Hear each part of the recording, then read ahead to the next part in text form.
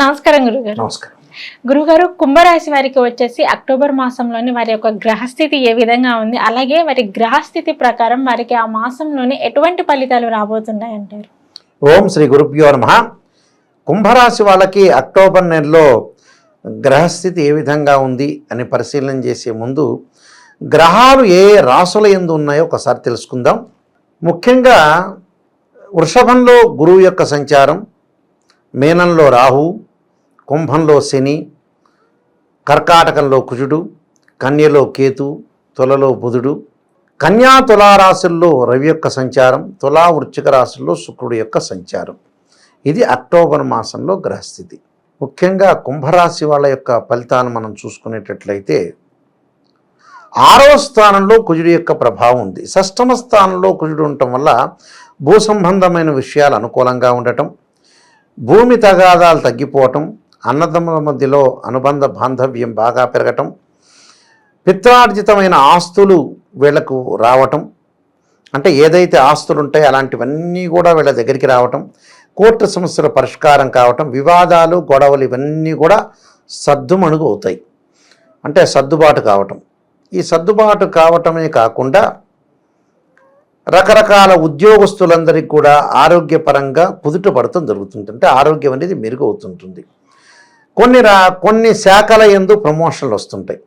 కొన్ని శాఖల యందు ప్రమోషన్లు అని అంటే ముఖ్యంగా జ్యుడిషియల్ కానీ, పోలీస్ డిపార్ట్మెంట్ కానీ, నేవీ కానీ, మిలిటరీ అంటే రక్షణ శాఖలో వాళ్ళకి సంతృప్తికరమైన జీవితం కానీ, ఉద్యోగంలో ప్రమోషన్లు, స్థానచలనాలు జరిగే అవకాశం ఉండటం, రియల్ ఎస్టేట్ వాళ్ళకు కానీ, కన్స్ట్రక్షన్ బిజినెస్ చేస్తున్న వాళ్ళకు కానీ, వ్యవసాయం చేసే రైతులకు కానీ లాభాల బాటలో ఉండే అవకాశం ఉంటుంది.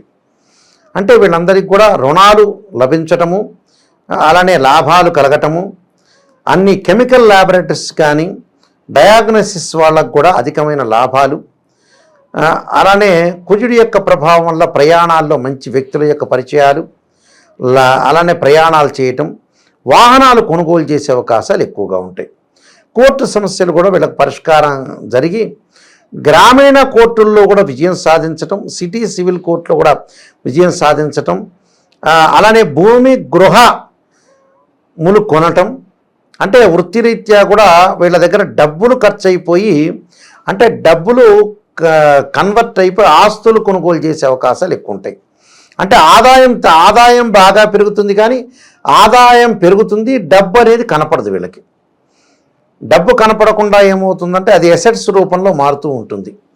ఆ ఎసెట్స్ రూపంలో మారటం వల్ల వాళ్ళకి డబ్బు తగ్గిపోతుందని ఆలోచన కలుగుతుంది, కానీ డబ్బు తగ్గిపోవటం కాదు, ఆస్తులు కొనుగోలం.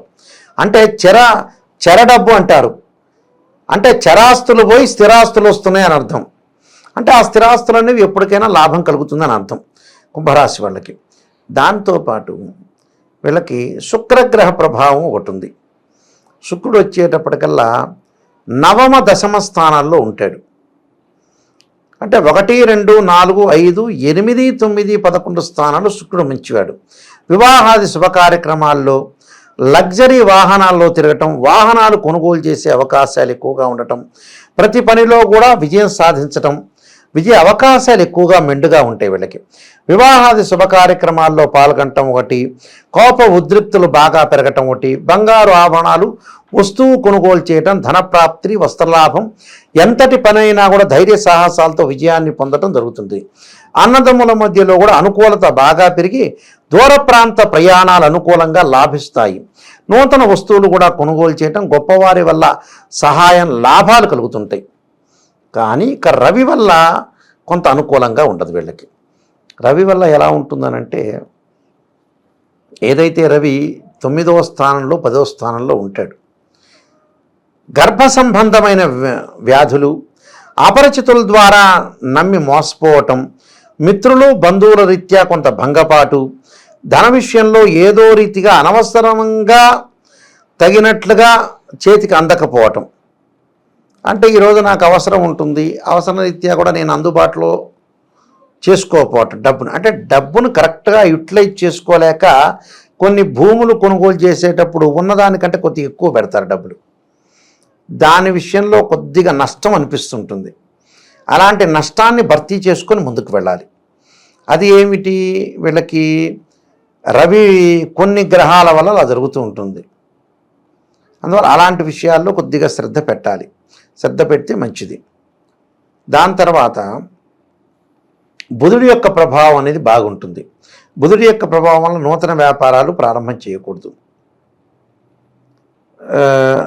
ఆలోచనాశరంలో కొన్ని మార్పులు వస్తాయి, కానీ అది మంచిదే. కానీ విభిన్నమైన మార్పులు వస్తాయి. కొంత రవిగ్రహం వల్ల కూడా, బుధుడి వల్ల కూడా కొంత తలనొప్పులు, తర్వాత వచ్చేటప్పటికి దాని తర్వాత ముఖ్యంగా సైనస్ సంబంధించిన ప్రాబ్లమ్స్ ఉన్నవాళ్ళు, ఆస్తమా ప్రాబ్లమ్స్ ఉన్నవాళ్ళు కూడా కొన్ని ఇబ్బంది పడుతూ ఉంటారు. అలాంటి వ్యక్తులు ఆరోగ్యాన్ని కొంత కాపాడుకొని ముందుకు వెళ్ళాలి. ఆరోగ్యపరంగా ఏదైతే ఇబ్బందులు ఉంటాయో ఆ ఇబ్బందులు కలగకుండా చూసుకోవాలి. ద్వితీయ స్థానంలో రాహు యొక్క ప్రభావం వల్ల బయట విషయాలన్నీ కూడా తీసుకొచ్చి కుటుంబంలో చికాకులు పడకూడదు. దేనికి దానికి ఒకటి కొంటే ఇంకోటి ఫ్రీ అని డబ్బులు ఖర్చు పెట్టకూడదు. పొదుపు చేసుకోవాలి, కానీ ఎక్కడ పడితే అక్కడ ఖర్చు పెట్టడం కాదు. పిసినారితనం అనేది ఉండాలి, కానీ ఎక్కడ ఖర్చు పెట్టాలో అక్కడ ఖర్చు పెట్టడం అనేది తెలుసుకొని వాళ్ళు ముందుకు వెళ్ళటం చాలా మంచిది. లేకపోతే కొన్ని ఇబ్బందికరమైన పరిస్థితులు వచ్చే అవకాశాలు ఎక్కువ ఉంటాయి. అష్టమ స్థానంలో కేతువు యొక్క ప్రభావం వల్ల ప్రయాణంలో విఘ్నాలు జరుగుతుంటాయి. విఘ్నాలు అంటే ఎక్కడ పడితే అక్కడికి వెళ్ళలేకుండా, జంతువుల ద్వారా కొన్ని ఇబ్బందులు, మనస్సుకు ఆందోళన, తలనొప్పులు, అధిక కోపము, దీర్ఘకాలిక వ్యాధులు ఉన్న వాళ్ళు కొద్దిగా మనశ్శాంతి లేకపోవటం, సరైన సమయాల్లో రహస్య అవయవాల్లో కూడా కొంత లోపాలు జరగటం, ఒకటి అకాల నిద్ర, పైత్య కారణాలు అంటే పైత్య సంబంధమైన వ్యాధులు, తొందరపాటు నిర్ణయాలు పనికిరావు. మనోధైర్యంతో ముందుకు వెళ్ళటం తప్పు లేదు, కానీ ఆచితూచి అడుగు వేసి ముందుకు వెళ్ళటం చాలా మంచిది. అలానే కుంభరాశిలో జన్మశని వక్రగతిలో ఉన్నాడు. ఆరోగ్యాన్ని కాపాడుకోవాలి. నిర్ణయం తీసుకునేటప్పుడు 10 మంది యొక్క ఆలోచన చేయాలి, మనం నిర్ణయం తీసుకోవాలి. తప్పు చెప్పేవాడు ఉంటాడు, రైట్ చెప్పేవాడు ఉంటాడు, రకరకాల పిచ్చి వేషాలు వేసేవాళ్ళు కూడా జనాలు ఉంటారు. అలాంటివి కాకుండా చాలా జాగ్రత్తగా ఆలోచన చేసి ముందుకు వెళ్ళాలి. దాని ద్వారా కొన్ని మనం పరిహారాలు చేసుకొని ముందుకెళ్తే జీవితంలో లైఫ్లో సక్సెస్ అవుతాం. ఓకే గురుగారు, మరి కుంభరాశి వారు వచ్చేసి ఎటువంటి పరిహారం చేసుకుంటే మంచిది అంటారు? కార్తవీర్యార్జునుడి యొక్క మంత్రాన్ని చదవటం ఒకటి, దాంతోపాటు ఓం నమః శివాయ పంచాక్షరి చేసుకోవాలి. రాహు యొక్క ఆరాధన చేయాలి. రాహుకు అధిష్టాన దేవతని దుర్గా అమ్మవారిని భక్తి శ్రద్ధలతో కొలవాలి. గణపతిని గకార స్తోత్రంతో ఓం గం గణపతియే నమః అనే మంత్రాన్ని, అలానే తత్పురుషాయ వక్రతుండాయ ధీమహి తన్నోదంతి ప్రచోదయాత్ అనే మంత్రాన్ని, వక్రతుండ మహాకాయ కోటి సూర్య సమప్రభ నిర్విఘ్నం కురుమే దేవ సర్వకార్యేషు సర్వదా అనే మంత్రాన్ని చక్కగా చదువుకోవటం. అక్టోబర్ మాసంలో వచ్చే సంకష్టహర చతుర్థి వ్రతాన్ని చేసుకోవటం. ఉదయం అంతా ఉపవాసం ఉండి సాయంకాలంలో ప్రధాశకాల సమయంలో, చుక్కలు వచ్చే సమయంలో మనకి ఏదైతే సంకష్టహర చతుర్థి వ్రతాన్ని చేసుకోవటము. అలానే చక్కగా ఇవన్నీ కూడా గణపతి యొక్క నైవేద్యం చేయటము, గణపతి యొక్క ఆరాధన చేయటం, ఇలాంటివన్నీ కూడా అంటే ముఖ్యంగా కార్తవీర్యార్జునుడి యొక్క గాయత్రి మంత్రాన్ని చదువుకోవటం చాలా మంచిది. ఇవన్నీ కూడా పరిహారాలు పాటిస్తే తప్పకుండా వీలైతే గణపతి యొక్క క్షేత్రాలు కానీ శైవ క్షేత్రాలు కానీ దర్శనం చేయటం వల్ల వీళ్ళకి మంచి రిజల్ట్స్ వచ్చే అవకాశం ఖచ్చితంగా ఉంటుంది. ఎందుకంటే గురువు వల్ల కూడా కొన్ని బాధలు కలుగుతుంటాయి. గురువు కూడా పెద్దగా అనుకూలంగా లేడు.